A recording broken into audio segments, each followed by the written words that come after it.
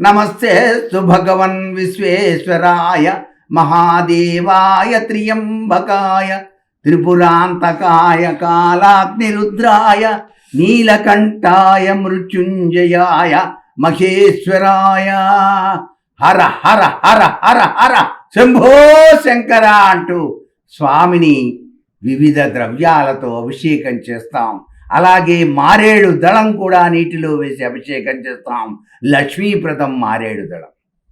వివిధ రకాలైన పుష్పాలన్నీ నీటిలో వేసి అభిషేకం చేస్తాం. చెరకు రసం ఎంత ప్రీతో స్వామికి. చెరకు రసంతో అభిషేకం చేస్తే ఆరోగ్యమస్తు అంటాడు. ఎందుకంటే ఆయన సాక్షాత్తు వైద్యనాథుడు కదా. ఆయన తలుచుకుంటే ఏముందండి, వైద్యం చేసినట్టే మనకి. ఆయనే స్వయంగా వైద్యం చేస్తాడు.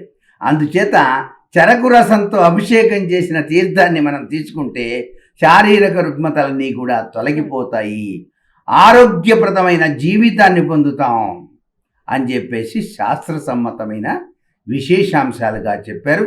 అందుకే ఇంద్రుడి దగ్గర నుంచి, కుబేరుడి దగ్గర నుంచి, బ్రహ్మ దగ్గర నుంచి, దిక్పాలకుల దగ్గర నుంచి అందరూ కూడా వివిధ రకాలైన లింగాలతో అభిషేకం చేసి వారి వారి యొక్క పదవులను పొందారు.